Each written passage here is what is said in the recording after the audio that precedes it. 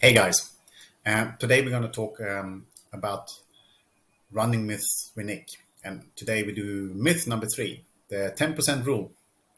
I'm sure any runner heard about that. Okay, no one really knows where this myth actually came from. The funny thing is that a lot of runners and coaches swear by it, that you should never go over or under 10%. Um, First things first, there's no scientific evidence that 10% is the way to go. It's just something that someone came up with. Uh, there's two things that is mentioned in the 10% rule. One is the longest run. You should not do more than 10% for that one. And also the volume for the week is 10%. So I know that the people will start to chase me, but just hear me out and see if you can see what I'm saying. So basically, it's just too many factors. Um, this is so good from the Ironman. I'm not a number, I'm a free man. We are not numbers. And we cannot apply mathematical formulas to people because we're all different.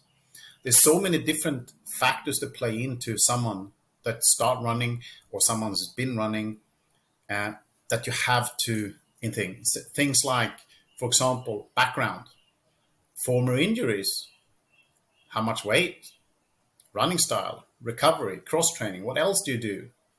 Goals, running history, and the list goes on. For example, what kind of job are you? Are you sitting a lot? What are you eating? There's so many factors who play into the role of a person. We are not just like a number. Uh, and also, where are you in your running journey? If you're in the beginning, are you coming back from a run? Have you run when you were younger? How old are you? There's so many factors. So the 10% rule is crap, and I will give you a couple examples where it really could be both ridiculous in one end and dangerous in the other end. So let's start. So it gets ridiculous for a beginner and it gets dangerous for a distance runner. So here it is. So let's start with a beginner that can only just jog in a very slow tempo, which is quite a low impact, 1 kilometer. By this formula, it will take 9 weeks to get to 2 kilometers. And if you haven't died of boredom before 9 weeks, nearly 3 months or 2 months, 2.5 months, I don't know. I would. Uh, and so the same thing is like if they can run, say they run 2 times a week, 1 kilometer, it's nearly impossible to be able to add an extra kilometer into the weekly routine because the step is such a small step. You understand? So it doesn't work. And for most people that start to get running, because we are running in such a slow pace and low impact, we can increase quite a lot in the beginning because we are building muscles and we are getting stronger. But it's all personal to one person. So you cannot put just a formula like that. Okay, let's jump to the other side, long distance runner.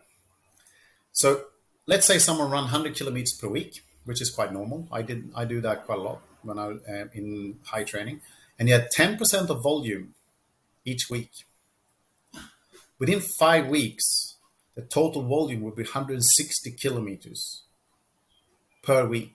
So 60 kilometers extra just in 5 weeks.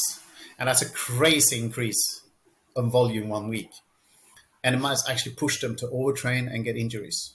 So you see how the 10% rule, it doesn't work. It might be sort of okay in the middle range of a runner. I am totally for slowly build up a volume and distance. But nothing in us people are linear. You cannot do this kind of stuff. But we need to have a dynamic plan we can follow. That we can keep adjusting because it depends on how did you recover from this one. Did you do a harder run? Did you do a faster run? So this is the way I work with my clients. If we have a dialogue and see what's actually happening, we cannot just keep on saying that you do this each week and you're going to reach result. No, we have to actually do a check-in and check what's going on, right? Um, for example, if I coach someone that never run in their life and carry 20 to 30 kilos overweight, it's a completely different to someone who's a very good overall fitness and good strength and do a lot of live a active lifestyle. The progression is going to be completely different, and so that's why it's so personal as well.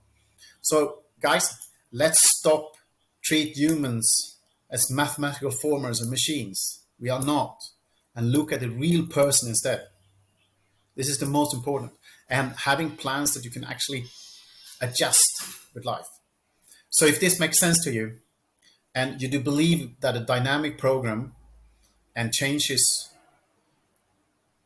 when life happens, because that will happen. You will get sick, and your kids you have to do. You miss a training, things happen and work. And also want some accountability and support to actually get there. And not some written formula, static plan, which doesn't make sense. That don't give a crap about who you are, where you come from. Contact me, and then we can see if we can reach your running goals together.